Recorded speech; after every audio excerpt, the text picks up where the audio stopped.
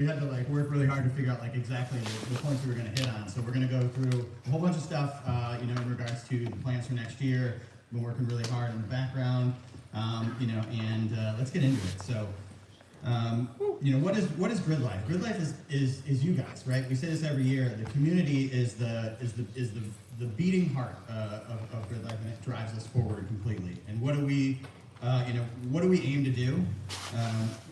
Build the best weekend in motorsports, right? From a competitor experience, from a spectator experience, really try to kind of push the industry, push the boundaries, and deliver those things that mean what they mean to you individually. And I think what we heard through all of the feedback and all the discussions this year is that everybody really gives a shit. This matters to Gridlife is it's what it is to each and every one of you, and that's individualized, right? So like from the festival goer to I'm never good at that. I need like that's a big difference. That's what the problem is. From the festival goer to the time attacker to GLTC to drift, like each one of those experiences are unique and special. And we think about all this as like a Venn diagram of like friendships that have crossed and communities that have built, and like it's absolutely humbling. And like I'm getting like weepy almost like thinking about it as I like see everybody out here and I talk to people. It's like beyond us. It's a thing that Adam and I have been working on for a decade plus. We've brought like tons of people in that have been a part of the community to push it forward, like Michael and James, and Sean, and everybody who's like pushed this forward. But it's all of yours as well, right? So like know that we feel that and know that we think that, and that's what we aim for. So like when you guys are talking and you're thinking about what you want it to be and where you want it to go, we're reading everything. Yeah. Every single comment.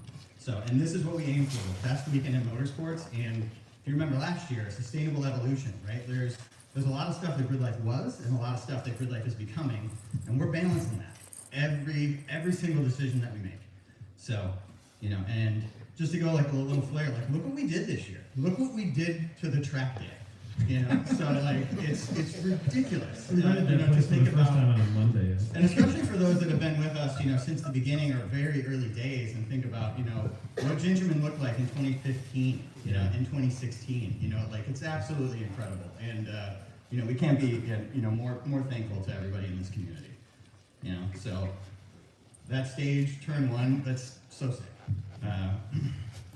and just absolute, vibes throughout the year. So, Creature put together this sick little video, which I think kind of encapsulates that emotion. So.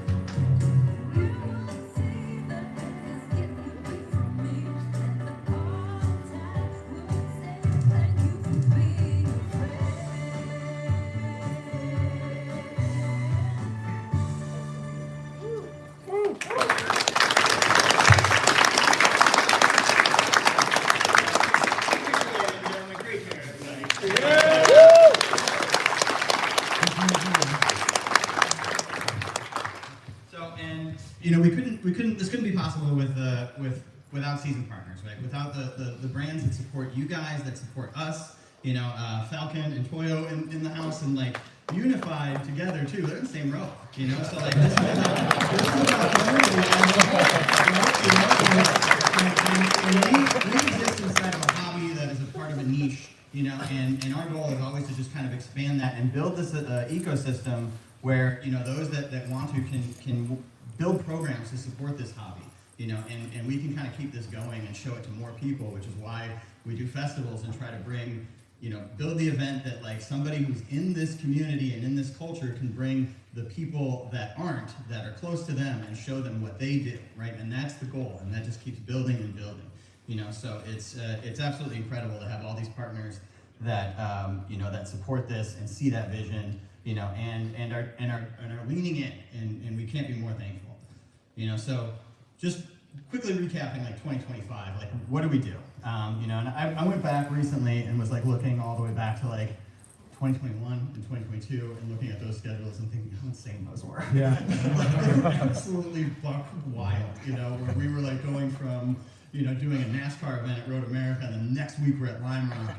And the thing that's crazy is that some of y'all follow us for all of that, so if we're tired, we know, the potential for everyone else to be tired is as well. So, but 2025, 11 events, 9 tracks, 9 states, 450 sessions on track, 1,600 drivers, 91,000 attendees across the board, 64 music performances, and an estimated 546 highlights. That might be higher, right? That's 6 per person, per weekend. So, like, depending on how into high fives you are, that could be way up, But let's talk about like who we're showing this to, right? So we've got the right audience, right? And we hear it throughout this trade show in particular, right? Where people talk about us, they talk about what we're doing.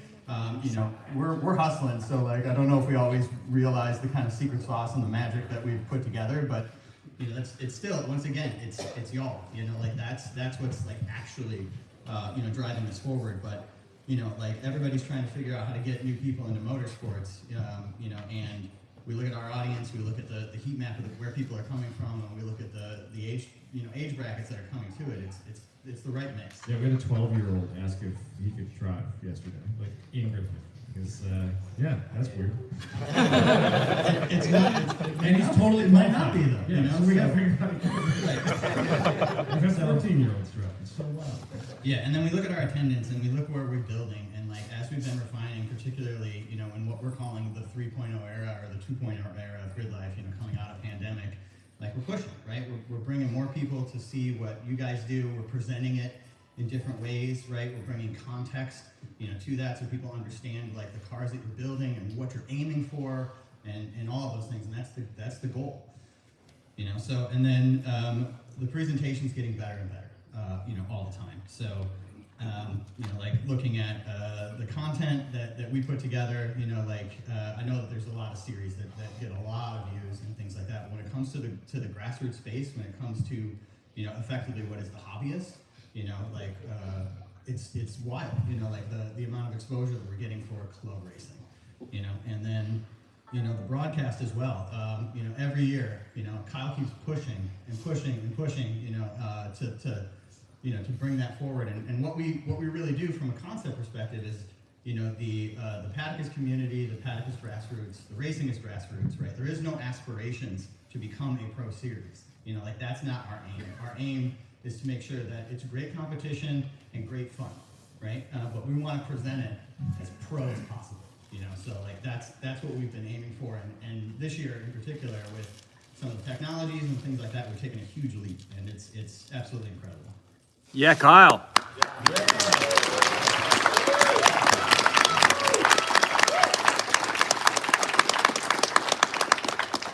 Okay, so getting to the 2026 strategy, right? If you remember last year, sustainable evolution, right? We did like a really intense digest of what we've been doing, the events that we've been producing, the things that we have done since the beginning that we're still doing because there was an expectation from the community or an expectation from our hearts and our souls to do them, but and we're not necessarily ejecting those things, but really like taking a focus on like, what does Gridlife do that's unique, and we create the most unforgettable weekends of the year. That's what we do, right? We bring all these different pieces together, and when we think about the best events of the year, we think about the festival events, we think about when all those cylinders are firing, right? From a driver perspective, there's tracks that people prefer, and this event was a vibe because it broke the record, et cetera, right? And we looked at all those things, and made some hard choices about like what the season's going to look like, both for the sustainability of the future, 2027, 2028,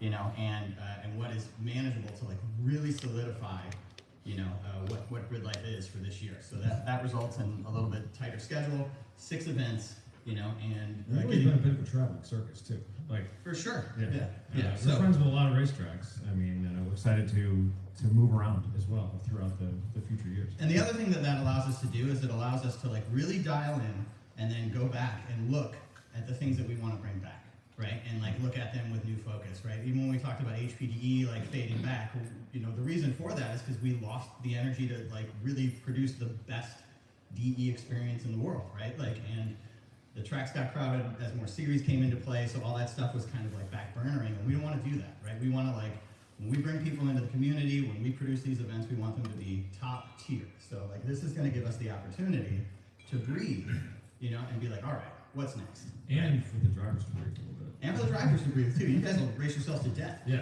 We saw a few of you not having fun at the end of the year. Yeah. So getting into some like kind of bullet points about like how this comes together, right? So 2026 season, spectator-focused events, right? So only events with fans. So we're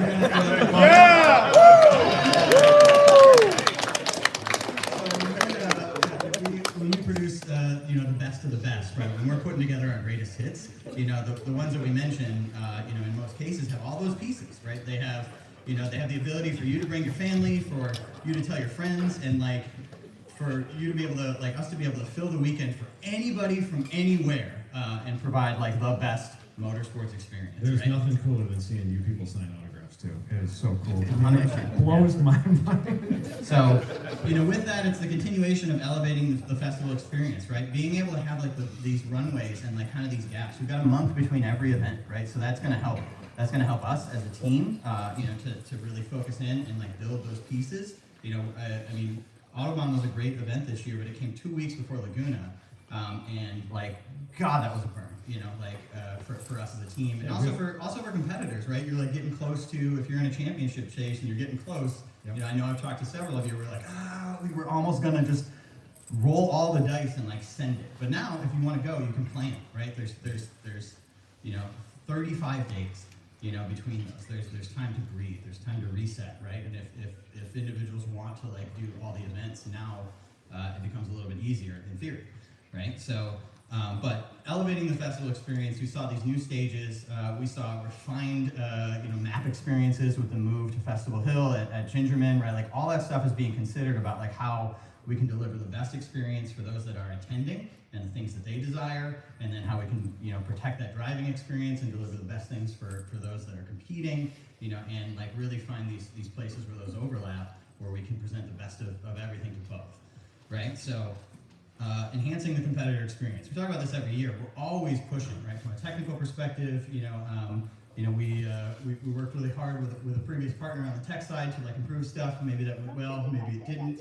But we're always like thinking about those things, right? When we're talking about data and the broadcast and how check-in goes and things with like partners like Fire Labs and stuff like that. All those things we're trying to like make that better, right? And thinking about the experience that you guys have on the weekend. So like all that focus continues, So expanding cultural reach. This is kind of table stakes, but we keep doing that, right? We want more people to see what we do. We want to bring more people that have we call them a car curious audience, right? That like think it's a little bit cool, like are connected to it. We want to bring them in, right, and show them what we do and what the real culture is. So then strengthening partnerships, right? We've got a ton of great partners. We've got great ones in this room. We've got great ones coming on board. We've got great ones that have been with us forever. And they're all leaning in, right? They're leaning in on us. They're leaning in on you. And we want to provide like more unique experiences, more opportunity for that to spread throughout the ecosystem so that this can keep going, right? And people can build programs and you can fund that hobby or like do this, moving forward. So, and then frictionless ecosystems. So we talk about digital tools. We talk about, frustrations in registration, frustrations in data collection. Tech is tech, and there's always going to be something somewhere, but like we're thinking about that and we're pushing it forward. And then it brings us just to a little video about the 2026 schedule, right? So I know some people were like expecting us to announce like a 15-round club circuit at this, but 6 events is 6 events. We're committed to it. We're disciplined. We're pushing for it, right? 2027 could look different. That's that's the goal. You know, the goal is to like bring some of these things back, you know, and like get more people into the funnel, you know, but it's really hard to do both at the same time, right? So, but we're psyched. We're psyched about this schedule. We're psyched about the facilities that we're going to. You know, there's been some, you know, changes with, you know, with Road America moving. Road America, that bridge isn't gone. They're right back there. They're right back They're there. right there. What's up, buds? They were Right, so so- great to work with. Yeah, so I mean, we just need to do the right things at the right time, right? You know, so as we like step up into things, right? Those were incredible events, you know, but like, maybe neither party was ready, you know, like in regards to like the totality of like how it works. So like, we're not going to vibe ourselves to death. You know, and I think bringing the Glen back in is a really great opportunity. I think that's going to be an incredible event as well. You know, so like we're psyched. Hopefully it doesn't rain. So hopefully, Yeah. So. Yeah, that was nice and everything, but let's try something a little bit more like.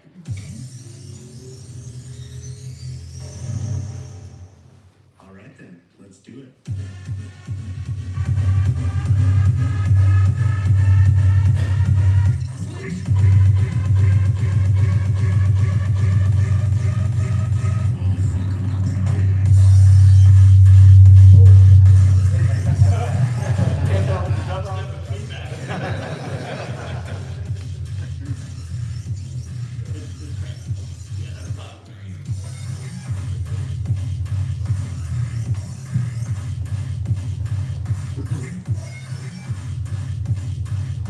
Definitely more impactful.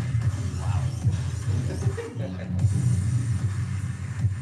So, pre-sale already out. The spectator pre-sale really good. But you know, so like it's a good schedule. We're hyped. You know, like every single one of those events, it's a greatest hits, right? It's the best of what we do.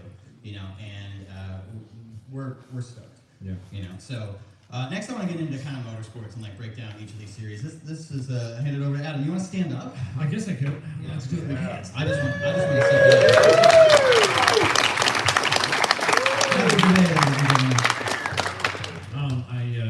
I kind of echo a lot of what Chris said. I can't believe how many years we've been hanging out with many of you. A lot of amateur racers only race for 2 years, 3 years.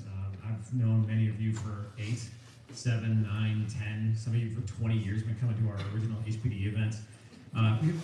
Track battle was our first competition, back in 2014. We didn't even know what a transponder was back then. It's grown into like the most aspirational from a viewer competition as far as time attack goes, maybe ever in the world. We're so proud of what you guys do on track. A lot of drivers, real busy, sold out every event, I believe, and I mean from Falcon Club SC and Club TR, they're like the 2 most popular time attack classes maybe in history by numbers, and crazy competition, you know, all the way up to like super unlimited. What a cool amount of cars, so unique. Not a ton of changes this year. You know, we're not going to fight about rules yet, but motorsport at Grid.life, if you want to fight about rules, shoot us an email. Me and John, we got a running doc going. But really, really proud of where time attack is, and I think it's going to have a long run with most of these classes, with just minor tweaks as cars change, as things change. But yeah, real proud of time attack. How do I go forward? Hit that arrow. Even I can do that. I bought GLTC, our first wheel-to-wheel product. This was 7th season. Yeah.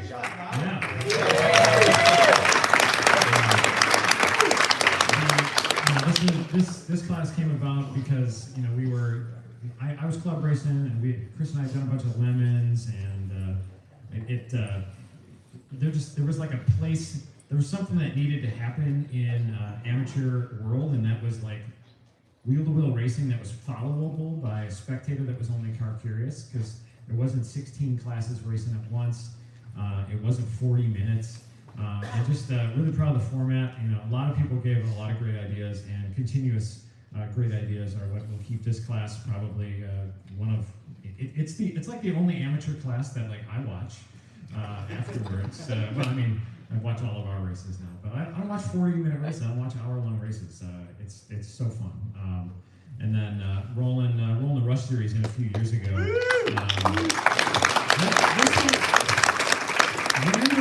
Randomly, I found an email or got forwarded an email, and I had heard about these cars. They were like, I'd heard about them in an ad somewhere. And then, if you had one phone call with Dave Hasse, you're like pretty stoked about Rush cars. And we had a phone call with Dave and some of the dealers, or I did. I was like literally swinging hammers at a job site in whatever our first year living was, 22? 23. Yeah, 2 days ago or 3 years ago. And kind of took a gamble on it to see how these cars were, and really, it's some of the most fun racing to watch. They're all identical. They sound like little F1 cars, and the spectators think they're so cool. We rolled one over this year, and Jeremy was fine. That's awesome.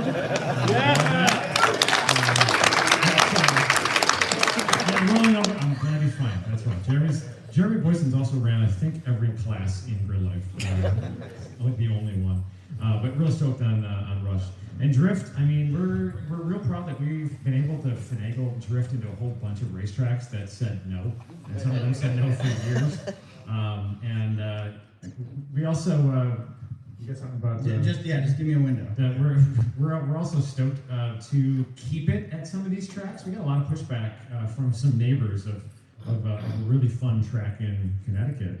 And now I think they've got it rewritten into their operating agreement. It's written into the charter. So just to hit on Drift, if y'all remember in 2014 where Drift existed in the motorsports ecosystem, particularly when it came to racetracks, there wasn't a lot of big tracks that allowed it, right? Like there was a lot of fear around what it would do to the surface, not a lot of understanding, and then our goal, the whole time has been like we're gonna bring this next to the rest of motorsports. Right? Like we're going to present it together. We're going to build context. We're going to get road racers to be drifters. We're going to get drifters to road race, right? And look at all the drifters that are running in Rush and running in other series. I know a bunch that are building time attack cars, right? I know a bunch of crossover that's happened the other way. And we're drifting the corkscrew. We got drifting written into the charter at Lime Rock. They can only drift. They can only drift for Lime. So reverse, right? So we're the only series. Written into that charter that can drift at Lime Rock Park, right? So, Laguna. You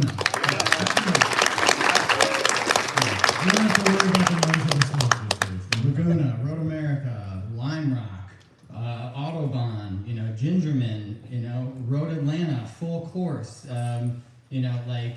Watkins Glen, all of those are first because of the context of the community and the strength of that, where you're able to push that forward, convince these tracks that this is a part of their community that they need, and then also get acceptance across the board. I'm sure that there was plenty of people even in this room that were like, man. I was one of those people. I was one of those people until I saw Ryan turn backwards at 100 miles an hour in front of the timing tower at Gingerman.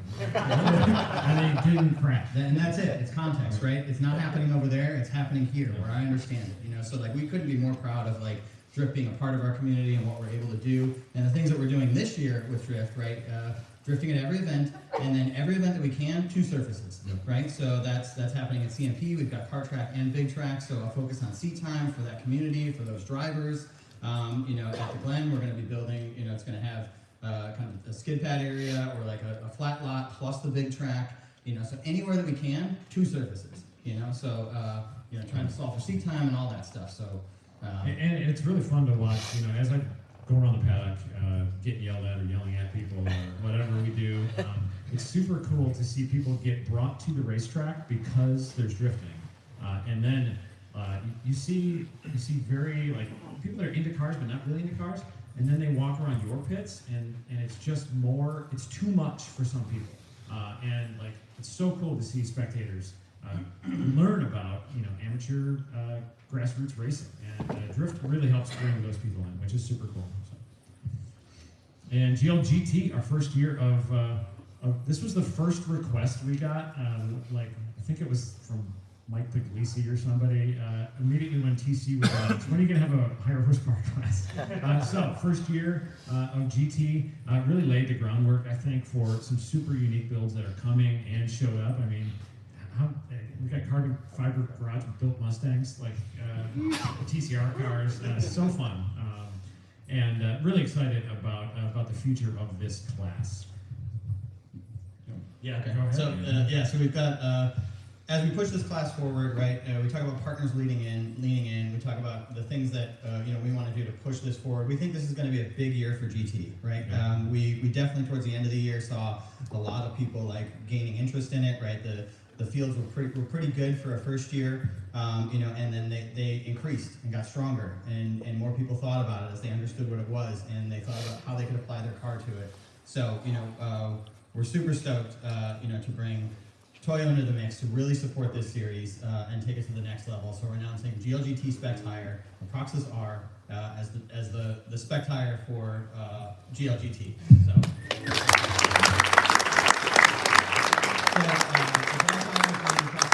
It's available. It's affordable. It's available in all the sizes that we need for the wet. It's any Toyo tire works for the wet. And coming along with that is support for the series, right? Like partners leaning in, looking at your programs, what is needed, and that brings us to the contingency that comes along with it. So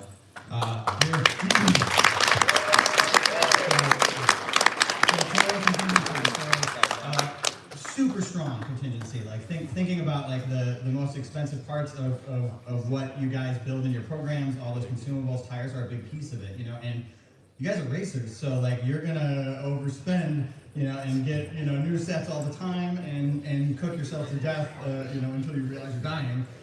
So having like that type of support for those types of things is super helpful. So like running through this, right?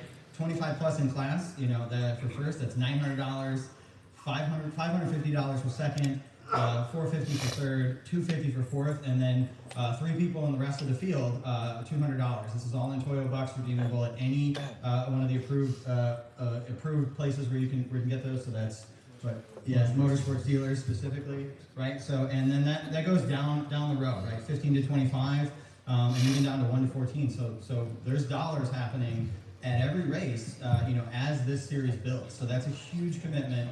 And it also is going to help the series be better by having that controlled piece, right? So without having that variables, it's going to be able to like allow drivers to focus on setup instead of like switching brands or those types of things. It's also easier to scrutineer, and then, the thing to note is that's applicable per race. There's 4 races a weekend. So every green flag drop, this contingency applies.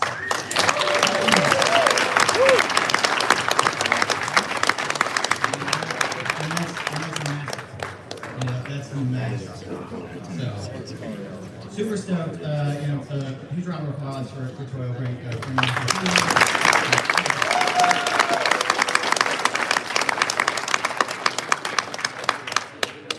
And next, we're going to focus on our digital experience strategy, right? So we talked about like. I'm gonna sit down. Yeah, you sit down. Okay.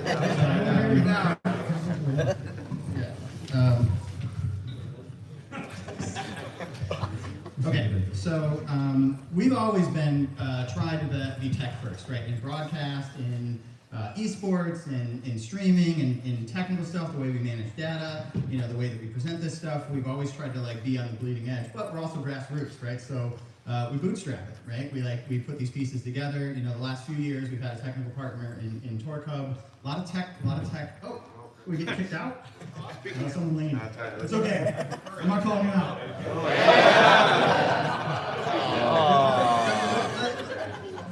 The crowd calls for intimacy. Flip that switch. Okay, we've tried a lot of things, right? We went in with a technical partner to try to build out a lot of stuff from memberships and licensing and streamline that stuff, right? Some of the things pushed us forward. Some of the things held us back, right? So as we move forward, we're refocusing and redoing kind of all of that from the customer experience. So we've got our digital experience strategy. We've got a new ticketing partner for this year.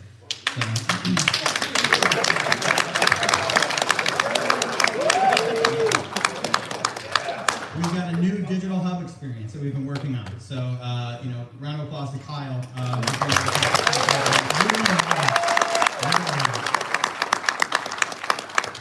So these are going to be owned and internally managed systems, right? So we're not relying on outside vendors. We're able to build this stuff in-house, which means we can get exactly what we want. It means we don't take steps that we can't deliver, right? And those things, right? So and we're able to like really control those pieces, and it becomes, you know, what's inherent to what we do specifically, right? So, and you know, hopefully that results in a frictionless, connected ecosystem, right? From the amount of data that we use and the way that we use it is wild, right? From registration to you know, to the broadcast, you know, to the entry forms, to the results, like all that stuff is effectively one data set. That's really what we were trying to do over the last 3 years, was bring all that stuff closer so that we're not passing spreadsheets around till the end of time. You know, and then just to re-emphasize that, right? Built for broadcasting content, right? So the stuff that we're doing, you know, is all connected to that. So it's for registration, it's for the technical aspect, it's for all those things. So our new ticketing partner is Tixer. So we were looking at Tixer before you know, we went into the Torque Hub ecosystem. So incredible partner. They've got a motorsports division. They understand what we do. They've got a bunch of tracks on the mix. They've got bleeding edge from a tech perspective for the spectators. You know, there's a bunch of really cool stuff that we're able to do for F5 day. That's going to make that stuff a lot faster. It's mobile first. You know, it's a, you know, a modern global ticketing platform, and it's super exciting. So I mean, just running through a little bit, like this is the competition season page that we're building out, right? So if we look at it, you can register by series, you can register by event. There's a bunch of different ways to get into it. You know, and yeah, all the tickets are $1. So looking at how a Gold Pass gets purchased, so boom, boom, boom, boom, boom, boom, pick your events, be done, right? Like fast. So super stoked about that, and you know, connecting that back in. If those who've been with us for a few years remember our technology efforts from a few years back when we started working on Gridlife Club. So that was like kind of that connected piece where, and that was when we were C-tickets, so that was kind of a manual transfer in, and then we were managing tech forms and all those things. So for those that remember, the club is back, right? So we've taken a look at that piece of technology, what we were trying to do at that point, went back and re-looked at it. What do we know now that we didn't know then? You know, what are we really trying to do? So, and we built a centered hub around the motorsports experience. So, and this is what it looks like. So it's connected directly to the ticketing system. We purchase the ticket moves immediately, automatically into the club. So this is all based off of your email address. So like, use the same email for all the things. You'll solve a lot of problems for yourself. You'll solve a lot of problems for us. So like, at least try to remember that. I'm using the same email for all these registrations, but you're going to be able to see everything that you've got going on. We've got a system called Track Readiness, so that you know I need to provide this, and you know that you need to provide that. We can follow up, and then you can store it permanently, right? So you're not filling out new forms every single race. You know, you can store your setups, you can store your vehicles. All you're doing is like applying them to each race, and each weekend. It's got a full stack of scrutineering, so all the decisions that are made by, you know, that happen at the track, you know, ultimately will be logged here. All the results are in here. You know, so we've got a full working garage. You can add all the vehicles for those that like have multiple vehicles. You can apply it to what you're doing. You can save setups. One setup for this track, one setup for that track, and immediately apply it. It's super cool, super slick, and it's improving all the time, right? So this is in beta currently. You know, all the results historically are already in there, searchable by track, by driver, by series. You know, all the rules, all the resources, your licenses are managed here. So it's super robust, right? Like I said, you can save setups, you can apply them. So, you know, this is really gonna like push a lot of stuff forward. Kyle, I don't know if there's anything additional that you want to add. For team owners, you can basically build all your cars and you can share them out by email to all of your drivers so that they don't have to manage the vehicle. You can manage the vehicle and give it to them to register. It's just sort of a one-stop shop. Everything that is saved here is accessible on the broadcast, and we can also put it on a new live timing and scoring page for next year as well. That's right. That's a big one too. So, you know, with the you know, with the sunset of Race Hero and you know, kind of where's the results, we've replicated and built that in here. So live timing throughout the weekend at every event inside of our own ecosystem, which is super sick. So and this is in beta. We've been building it, and you can sign up now. So if anybody wants to bring their phone out, this is the QR code to it. Gridlife.club. Yeah, and otherwise it's gridlife.club, right? So, and one thing to note, sign up with the email address that you're going to use to purchase tickets, and that stuff will connect automatically. If you don't, we'll have to dedupe it a little Yeah, bit. and for those that already carry a license, it's best if you use the email that you use with Torque Hub, because if you do that, your license will automatically show there. We can connect it later if for whatever reason you wanted to change your email, but it helps if you try to keep it all the same. Great job. Yes, try harder.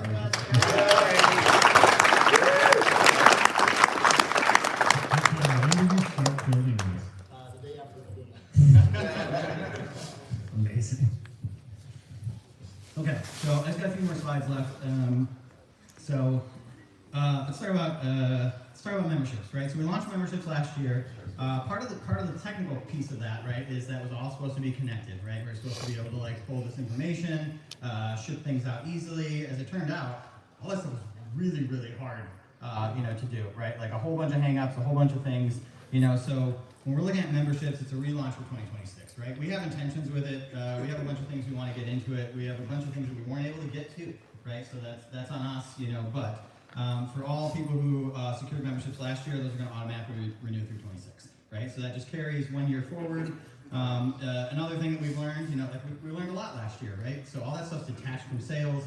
It's just a bonus on top of it. It's not a requirement. It never was intended to be, right? So like all that stuff, moves forward. And then we're going to integrate it into the new tech stack. We're going to integrate it into our merch offerings and like all those things, right? Remove it from the silo that it was stuck in, and push that forward from a tech perspective, right?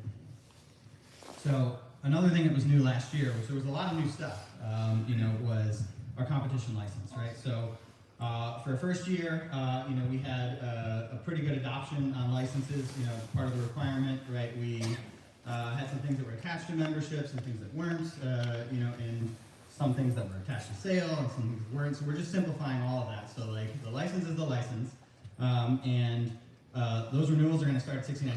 Nice. $69. So the idea there is that like if you've already secured it, right? So like let's just push that forward. So annual renewals, $69, right? Annual license, so if you're buying it new, $169. So one of the things that was debated and talked about at the beginning of last year is like, what about me? I'm only running pit race. This, that, and the other thing in regards to like single event access. So single event licenses is $59, right? So running one event, dipping your toe, you don't need to get the annual to do so. And for those that are doing math, 3 events is $10 more than the annual. So, if you come in, one event, you like it, you keep going, you probably just get the annual. These are going to be available, for time attack, wheel to wheel, and drift as well. And then, once again, all that stuff's going to launch prior to Gold Pass. So, and then, talking about drift, right? So, drift previously was application only, right? The license effectively works as an application, right? So this carries as well. So, annual renewals for anyone who had a drift license last year, same, $69. Annual license if you're buying new, $169. For the purpose of this is like you're doing multiple events. That you're ready for big track. You want to get into that pool. You're in the pool, right? So then all the events are available. You don't have to think twice. You don't have to reapply. And for those within that community, remember, we're like everything was like form after form after form after form, every single event. So you're constantly proving yourselves. That removes all that, right? It also removes the work on our side of having to do that over and over and over and over again. Poor John. That was a long year, wasn't it, John? Please. Yep. So single event license is the same thing. Come to one event, $59. You can think about it as an application fee. You can think about it as a license. Same, right? So these are required for the full course approval. And then we've got cart track and skid pad. So there's no license required for that group, right? So you can come in, as your grassroots hero. Without a desire to go, into the full track experience, and we can increase that pool of individuals, in regards to that. So I got one more slide, so talking about like entry fees, right? So I know there's a lot of chatter around the cost of this hobby and the cost of the world, right? Like everything going up. It's so much more expensive for us to do what we do and produce the events that we do, so like all that stuff is taken into balance. So we've worked incredibly hard internally. I've never made more spreadsheets. I'm actually not making them. I'm just reviewing them. There's other people making spreadsheets, but we've looked at it like 7 ways. All these different models, all this different stuff. And what we've kind of aimed for is we've got a flat pricing model from 2025 to 2026. So that's hardly any increases across the board. Right?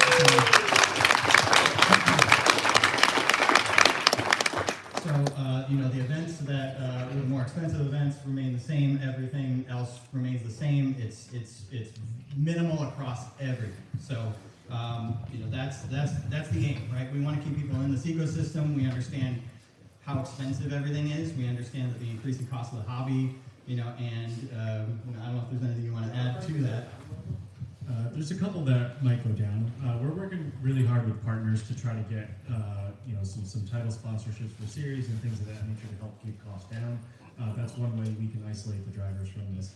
But we also looked at how much money we make or don't make off of drivers, and it's not significant enough to us to really push and force you. So what we really want to do is keep the price you paid last year, keep them the same for this year. Hopefully more of you sign up. We have fuller fields. We have more people there, which attracts more fans, which attracts more partners, and everything works. And so that's the model. So I would try to squeeze you a little bit more to get a little bit more money. There's more money to be made in getting more spectators there and other revenue channels. So it's we're just really trying to isolate you guys from all the increasing costs because we see it, our partners see it, all the tariffs coming in or the cost of things and racetracks wanting more money and vendors wanting more money. And it's really hard to keep this a balance, but we certainly can't do this without you, and I know that you guys want us to continue pushing the envelope, so that's kind of our philosophy going into next year. Yeah, so with some of the tracks even, it's you're talking 20%, 30% increases. We're trying to shield that, and push that forward, right? Because we understand, the impacts that everybody's having across the board and everything that you do. So that's the aim, keep it flat, keep it on.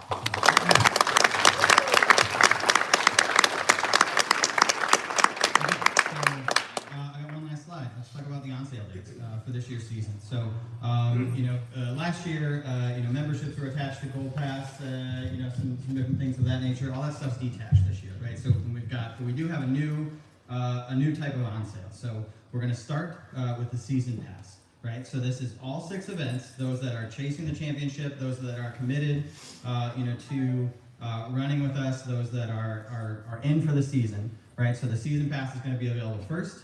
The season pass is going to be non-transferable, right? So this is for you, right? And what we want to do is provide that opportunity for those that are committed, those that are building programs, to get first access and commit, to the season. So that's where that's going to start. We're going to be able to do bulk purchase. So we're working on programs for teams, for those that are hey, we're managing a few vehicles, particularly in the rush fields, and I know that there's some others where that team economy is starting to come into our paddock. So the ability to do bulk purchase. So, and that's going to be based off of inquiry, right? So we're going to open inquiry, basically a form of interest on December 19th. So you'll be able to say, hey, I'm committed to the season. This is what I'm looking for. That's how we're going to fill that access.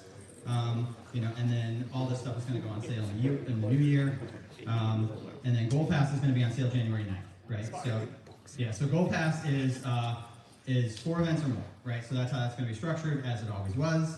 And that's going to start with front runners, and then we're calling legacy. So anybody who's registered, with our events in the past, and then for the first time ever, we're going to offer that to drift, right? So so you'll be able to commit to multiple events in a Gold Pass pack if you're planning on doing, the season.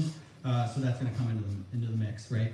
And then single events are going to launch January 15th. So with the new ticketing platform too, that's all going to be one page, right? So basically there's a driver registration page that's going to stay open for the totality of the season. It's going to be one link. It's going to be the same place. And that's where all of the transactions are going to happen that you're going to need through the year, whether that's crew passes or additional things, your licenses, all that stuff. So it's not intermingled in the same way that it was with the spectator experience. It's all going to be really streamlined. It's going to be optimized for this community and for the drivers, and we're super stoked about that. So, yeah, we've got, you want to do awards? You want to do open forum? Okay. Anybody want to yell for 5 minutes? Let's do the awards and then do open forum, right? Yeah, let's do the awards. So and then everybody, we're gonna do our 2025 championship awards. So Adam today, round of Adam. Thank you all for coming out. Thank you for sitting in the forum.